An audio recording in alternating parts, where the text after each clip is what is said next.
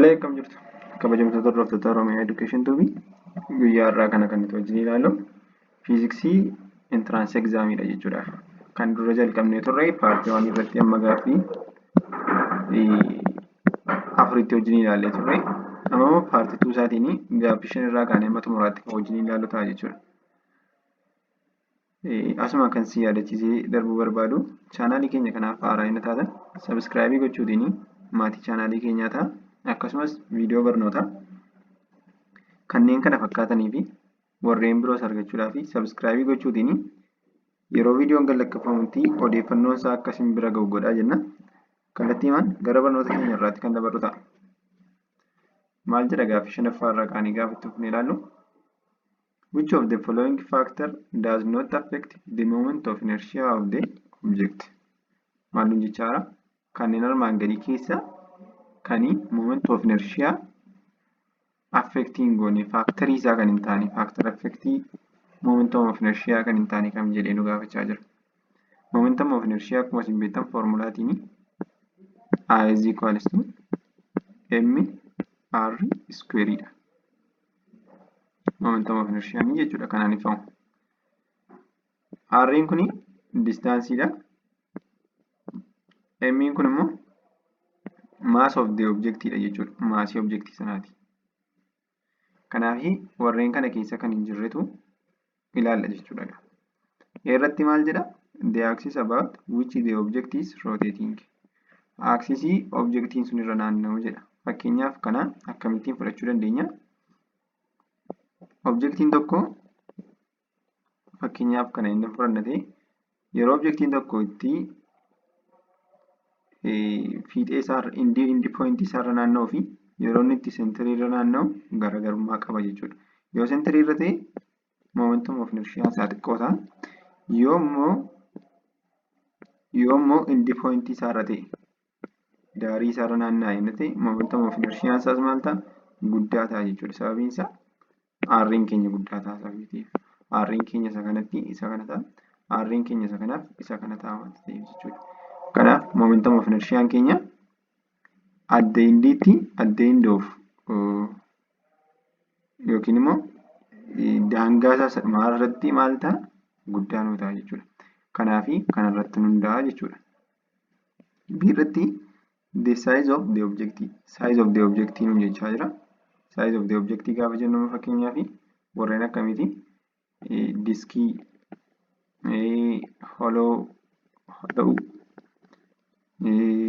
sferii garaagarummaa qabu hundi isaanii. Kan diskii fakkeenyaaf 1/2 mr square dha. Warreen kunis garaagarummaa qabu jechuudha hundi isaanii. Saayizii irratti kanaaf dippeendii ni ta'a jechuudha. Inni kan biraan C bukkee gaafa dhumnu the angular speed of the object nu jechaadha. Angular speed objectii sana irratti hundaa'u jechaadha. Angular speed objectii sana irratti hin hundaa'u jechuudha. Formulaatiin isin jiru. Kanaaf deebiin keenya C ta'a. D irratti the mass of the object nu jedha. Maasii isaa immoo akkuma argaa jirru maasii irratti hundaa'a. Maasii guddaa objectiin qabu momentum of inertia guddaa ni qabaata jechuudha. Kanaaf deebiin isaa maal ta'a jechuudha? C ta'a jechuudha. Kanaaf deebiin isaa C ta'a jechuudha. Haala kanaan itti baasnee darbuu ni dandeenya.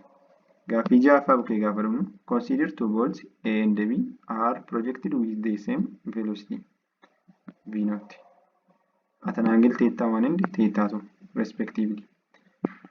0 less than theta 1 less than 45 and 45 less than theta 2 less than 90 degree. Which one of the following statement is correct about the momentum of the ball? The motion of the ball. Ammasitti wanti isin adda baafachuu qabdanii boolii lama jira. Booliin lamaan kuni initial velocity isaanii kan isaan ittiin ka'anii deesemiidha. Hundumti isaanii speedii wal fakkaataadhaan kan isaanii darbataman yookiin projectidii kan isaan ta'an jechuudha. Asitti garuu maali kan garagara isaan godhu? Aangilii isaan ittiin darbatamanii. Inni tokko aangilii isaa theta 1 dha. Inni kan biraan immoo theta 2 dha jechuudha. Kun theta 1 yenna ta'e inni kun immoo maal ta'a? Theta 2 ta'a jechuudha. Theta 2 dhaan akkasitiin projectidii ta'e. Yeroo itti kanatti teettaawwaniin 0dhaa hanga 45 gidduutti kan argamudha. Teettaatuun immoo 45 ka'ee hanga 90 gidduutti kan argamudha. Objektiin kan ittiin darbatame jechuudha. Booliin kun lamman isaanii jechuudha. Erga akkasitiin andarstaandii goonee booddee gara filannoo bukkee gaafa deemnu kamtu dhugaadha jedhee waan nu gaafatuu fi isa kamtu sobaa isa kamtu dhugaadha jennee adda baasuuf gara filannoo bukkee deemna jechuudha. Kana booddee bukkee gaafa dhufnu the range of the ball A is smaller than it is maximum height jechuudha. Maal jechuudha? Reenjiin bool A maal ta'edha? Smaller than maximum height isaa irratti qaadamu jechuudha. Kanas foormulaatiin dhugoomsuu dandeenya akkamittiin? Reenjiin keenya maal ta'a? Reenjiin keenya is equals to V naught square sin 2 teettaadha. Over G dha. Kana booddee maaksimamii isa isaan qabanii fakkeenyaaf isa kanarratti kan bool A meeqadha? 45 digriidha. Isa bakka bu'u maal ta'a kun? V naught square sin of 245 over G enna jenne kun maal ta'a? Sin of 19 ta'a. Sin of 19 immoo meeqa ta'a? 1 ta'a. Kanaaf V naught square over G arganna jechuudha. Kuni reenjii keenya. Reenjii keenya akkasitiin argannee booddee gara maalitti immoo dabarru?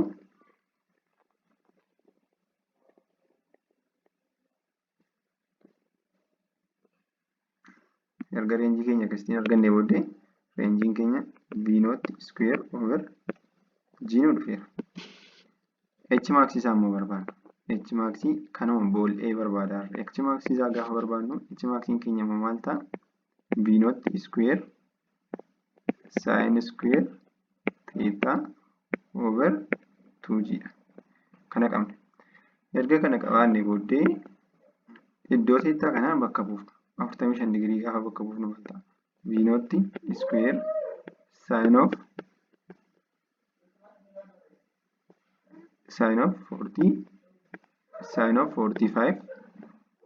45 jenna jechuudha. Kan ammoo G whole square goone over 2G goonaa jechuudha. Kana booddee kun maal ta'a? V naught square sin 45 maal ta'a? Sin 45 maal ta'a? Root 2 over 2 dha. Kana gaafa G whole square goonu immoo maal ta'a? 2 over 4 nu ta'a. Kana jechuun 1 over 2 nu ta'a jechuudha. Erga akkasitiin argannee booddee over jennee 2G times 1 over 2 jennaa jechuudha. Kana booddee V naught square over 4G jennee haala kanaan arganna. Erga kana akkasitiin argannee booddee kompeerii gaafa goonu reenjii keenyaa fi H max keenya isa kamtu irra xiqqaadha? H max keenya xiqqoodha jechuudha. Kana jechuun reenjiin keenya V naught square over G dha. H max keenya immoo V naught square over 4G dha jechuudha. Kanaaf kun soba ta'a jechuudha. Kamtu guddaadha? Reenjiin keenya guddaadha. Maximum heightiin keenya immoo maal ta'a? Xiqqoo ta'a jechuudha. Kanaaf haala kanaan Eeni soba ta'uu danda'a jechuudha. Gara filannoo B bukkee immoo gaafa dhufnu filannoo B immoo maal jedha? Ball A takes longer time than ball B to reach its maximum height. Maal jechaadha? Ball A maal godha? Sa'aatii baay'ee guddaa fudhata. Eenyuun caala? Ball B caala. Eessa godhaa fi maximum height godha. Kana jechuun objektichi fakkeenyaaf akkasitiin jira inni ta'e objektiitiin akkasitiin darbatamte inni ta'e kuni H max keenya inni ta'e maximum height keenya inni ta'e kuni taayimiin asii ka'ee objektiin tokko as ga'uuf fudhatu akkamittiin barbaadna? T at maximum is equals to V naught sin theta over G dhaan arganna jechuudha. Kanaan arganna. Kana booddee erga akkasitiin barbaadne booddee amma kani objectii A fi kan objectii B wal bukkee qabna. Kan objectii A gaafa wal bukkee qabnu 45 digirii gaafa gashinuuf maal ta'a kuni? B nootti root 2 over 2 G nuu ta'a kun jechuudha. Kana jechuun saayiniin 45 root 2 over 2 waan ta'eef gaafa ittiin baay'ifnu B nootti root 2 over 2G nuu ta'a jechuudha. Erga kan akkasiin arganne kanii B immoo kan objectii B immoo 90 digirii gashinee gaafa barbaannu B nootti sin of 90 over kun B nootti over G jennee kun ammoo maal ta'a jechuudha? B nootti over G ta'a. Kanaaf isa kamtu guddaadha yookiin isa kamtu taayimii baay'ee fudhata? Objectii B'tu objectii A caalaa taayimii barbaada. Maal jedha garuu kun? Ball A takes longer time than ball B to reach its maximum height jechaadha. Kanaaf deebiin kunis sirrii hin ta'u jechuudha. C bukkee immoo gaafa dhumnu C'n immoo maal ta'a? C bukkee gaafa dhumnu immoo maal ta'a? Both balls have equal speed at their respective maximum height jechaadha. Kuwaasonni lamanii equal speed qabu. Eessatti? Maximum speed irratti, maximum height irratti. Maximum height yeroo ga'anii boolii lamman isaaniiyyuu equal speed qabu. Kunni falsii ta'a. Akkamittiin akka inni falsii ta'u sitti agarsiisa.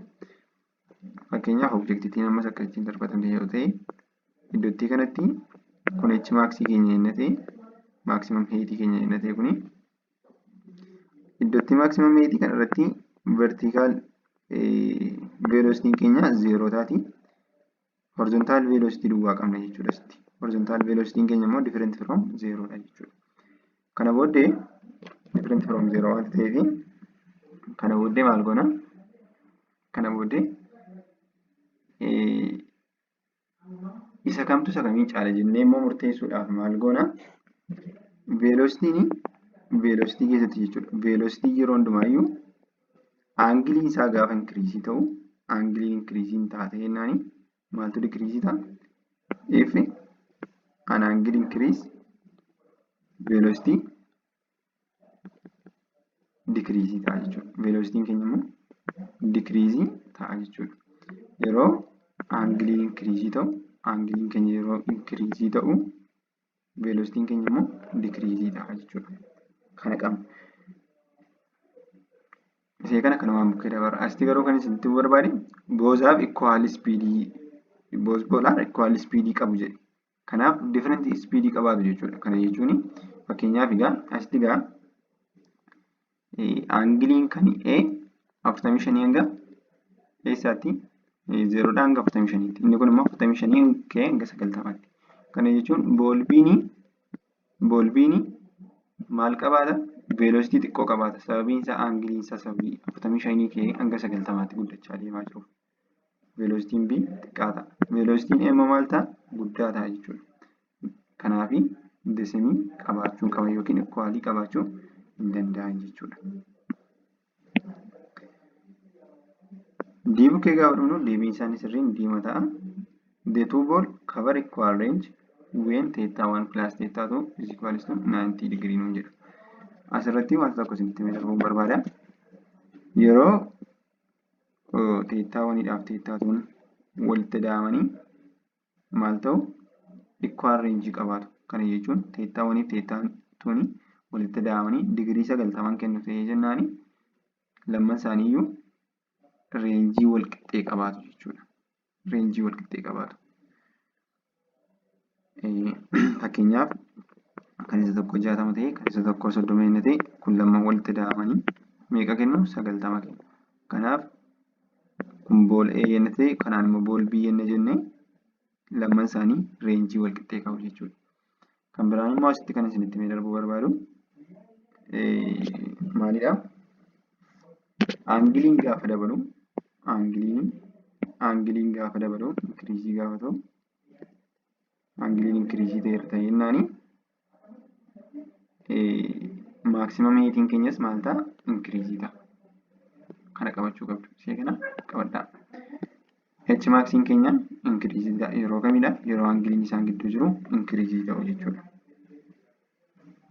Tokko immoo isittii kana qabadhaa jechuudha. Kanaaf deebiinsi maasterii D ta'a jechuudha. Haala kanaan qabadhaa. Torbaffaarra geenyeerra. Torbaffaan immoo maal jedha? A car initially traveling at speed 20 meter per second undergoes a constant deceleration of magnitude 1.5 meter per second square. If the radius of each tire is 0.3 meter, how many revolutions does each tire make without slipping before the car coming to rest? Gaaffiin kuni gaaffii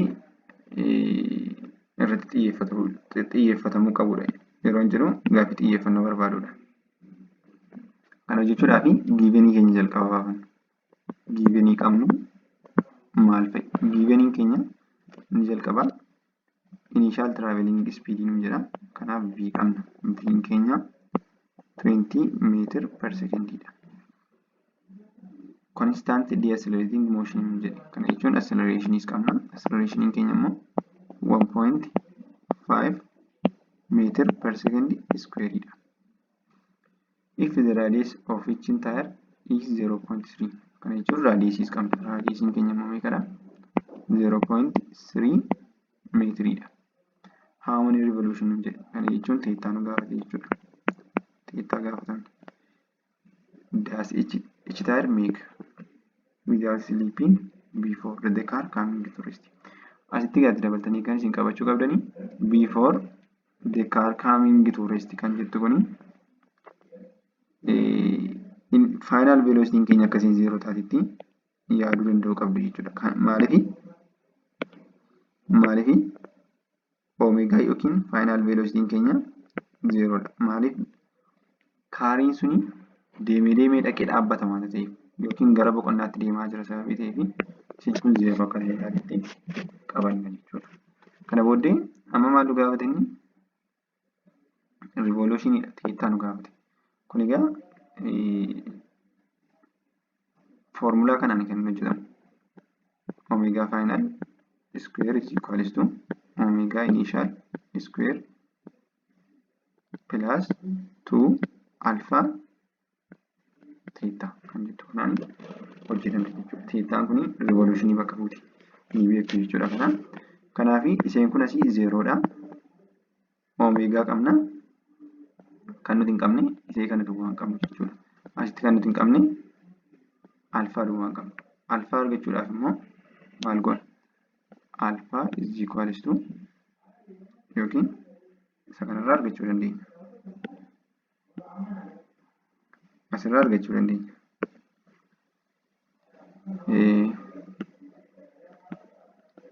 Tangential acceleration is equals to alpha over R kanarraa arganna. Akkasumas omeegaa keenya immoo maalirraa arganna? Omeegaa keenya immoo maalirraa arganna?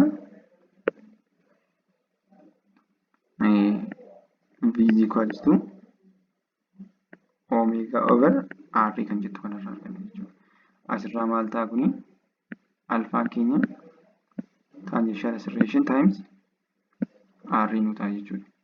Akkasumas asii omeegaan keenya immoo maal nu ta'a? V times R nu ta'a.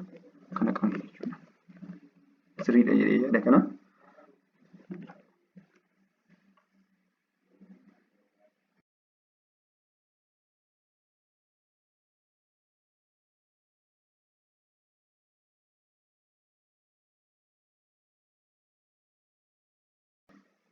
Isheen kun dogoggora natti fakkaatti. Asitti isheen kun bakka hojii jirtetti. Isheen kun otoo akkas hin taane akkam ta'uu qabdi isheen kuni? Tangential acceleration is equals to alpha times R dha. Kana booddee alpha keenya asirraa argachuu dandeenya jechuudha.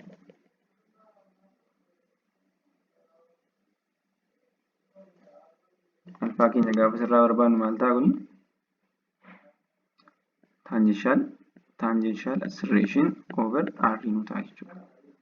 Kana booddee kana gaafa barbaannu eetiin keenya maal ta'a? 1.5 meter per second square divided by 0.3 goona jechuudha. Kana booddee kuni 5 nu dhufti. 5 rad per second nu dhufti jechuudha. Per second square jenna kana. Kana booddee itti fufnee gaafa barbaannu maal arganna? Omeegaa keenya argachuu dandeenya. Omeegaan keenya immoo maal ta'a? Omeegaan keenya immoo inni immoo kamirraa argama? V is equals to omega times r irraa argama jechuudha. Kana booddeen immoo V over maali nu ta'a? V over r nu ta'a. Iddoo V keenya maal buufanna? V keenya qabna 20 nu kennan. Kana booddee 20 meter per second divided by r keenya immoo meeqadha? 0.3 dha. Kana booddee kana 66.6 rad per second arganna. Kanas qabna. Asii kanas qabna. Kan lamaan asii immoo kan lamaan qabna. Erga kana akkasitti argannee booddee finnee keessa buufnee barbaaduu dandeenya jechuudha. Kan nuti barbaannu teettaa kanadha. Asitti gaazexeeffatanii wanti isin beekuu qabdanii omeegaa faayinaalii 0 ta'eera. Isii 0 bakka buufannee dabarru. Kana 0 bakka buufnee gaafa dabarru maal ta'a kuni? 0 is equals to omega naught square n. Isheen kun garuu asitti maal taati? Negatiivii ta'uu qabdi. Sababiin isaa maaliifi? Constant deceleration magnitude nu jechaadha. Kanaaf minus jenneeti 2 alpha theta jenna. Kana booddee omega kana gaafa akkas dabarsinu 2 alpha theta is equals to omega naught square ta'a. Kana booddee gara lammasaa 2 alphaatiif asiinis 2 alphaatiif irra jechuudha. Kanaan baddii theta is equals to omega naught square over 2 alpha arganna. Kana booddee value isaa bakka buusudha jechuudha. Value isaa omega naught maal ta'a? 66.6 arganneerra. 66.6 the whole square over 2 times iddoo alpha keenya maal gashina? 5 gashina jechuudha. Kana booddee maal ta'a kuni?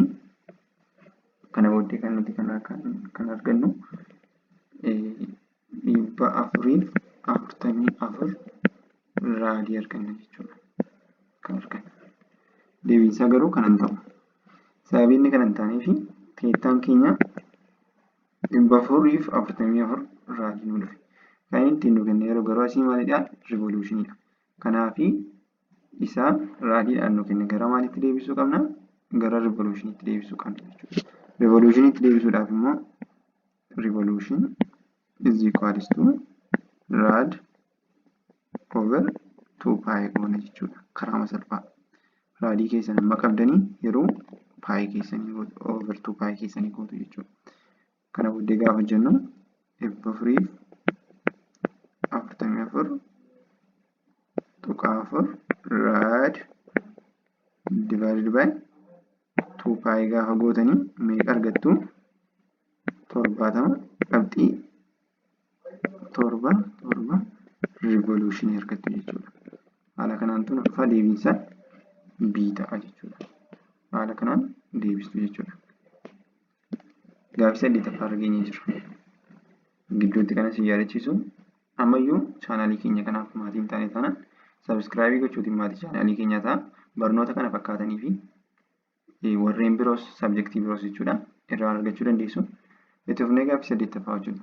A constant tangential force is applied on a rim of uniform solid disc of mass m is equals to 15 kg and the radius are 0.5 meter. If the angular speed of the disc changes by 1 revolution per second within 2 seconds. What is the magnitude of Turkey exerted by the force? Momentum of inertia of the disc is equals to mr square over 2 jedhee haala kanaan nu kenneera. Asitti wanti inni nu gaafate konseptii kanaan dura gaaffii paartii darbe keessatti wajjin ilaalledha. Kan inni nu gaafate tarkiidha. Tarkii maal jennee turre paartii darbe keessatti tarkii is equals to momentum of inertia times angular acceleration jennee turre. As keessatti momentum of inertia keenya kallattiidhaan nu kennamne. Isan calculate. Maaliin calculate na? M r square over 2 jennee calculate na times jennee iddoo alfaa keenya immoo akkamitiin calculate? Alfaan keenya yeroo hundumaayyuu omega over time dha. Garuu asitti revolutioniidhaan kan jirudha. Gara maalitti deebisuu qabna? Gara maalitti deebisuu qabna? Gara raadiitti deebisuu qabna. Gara raadiitti deebisuu qabna. Kan immoo gara raadiitti deebisuudhaaf maal goona? Amma maal goone kan gaaffii torbaffaa irratti revolution is equals to rad per 2 pi jenne. Amma immoo over 1 gooneetu kana criss cross ittiin baay'ifna jechuudha. Kana booddee raadiin keenya maal ta'a? Revolutioniin keenya 1 dhaan nuuf kenname revolutioniin nuuf kenname kana booddee 2 pi mataa jechuudha. 2 pi revolutionii arganna. Haala kanaan arganna jechuudha. Kana booddee asitti maal goona? 2 pi revolutionii jenna jechuudha. Revolutionii yeroo kan maalii goona?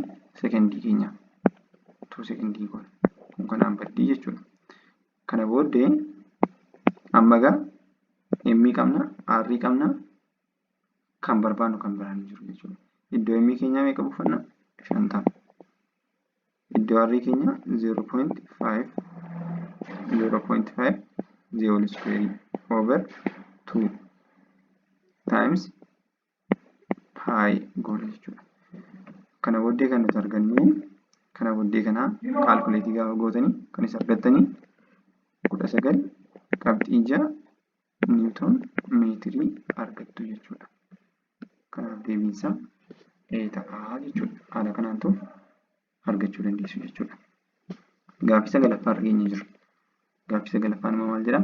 A small ball of a mass m small mass kana jira. Tied to the rope length 1 qabdi. Rooppiin kun jechuudha. Kun asii harriin ishee 1 dha jechuudha. Is moving along vertical circle. Eessarra deemaa jirti? Vertical circle kanarra akkasitiin deemti jechuudha. Kun kallattii maal kitaabarra jira jechuudha. Gaaffii kallattiidhaan kitaabarra jirudha kuni. Akkasitiin naannofti. Haala kanaan deemti jechuudha. Objektiin kun asin dhufti, C bukkeen dhufti, deebitee B bukkeen dhufti jechuudha. Akkasitiin naannofti. Kana booddee maal jedhee nu gaafata? About point on jedha. Kan isin irra naannoftu yookiin reference point godhattee kan isin kaatu pointii kanarraati. Asii kaatee akkas deemti, asii kaatee immoo akkas deemti jechuudha. Gara lamman isaarra ni naannofti. Maal jedha egaa? If A, B, C and D are points on the path, then which one of the following is correct about the force exerted on the ball at this point? Pointii kanarratti kamtu forsiin exertii godhu yookiin dhiibbaa forsiin godhu irratti kamtu dhugaadha nu jedhu. Kamtu dhugaadha jedhee nu gaafata. Irratti at point C the radial force and the tension on the rope are in opposite direction jedha. Point C kanarratti radial forceidhaa fi tension forceini maaloodha jedhee opposite directionidha jedhe. Kun soba ta'a jechuudha. Yeroo lamman isaanii maal ta'uu qabu? The same directionii ta'uu qabu. Directionii tokkorra kan isaan argaman. Lamman isaanii raadiyaaliinis kan tensioniinis jechuudha. B bukkee gaafa dhufu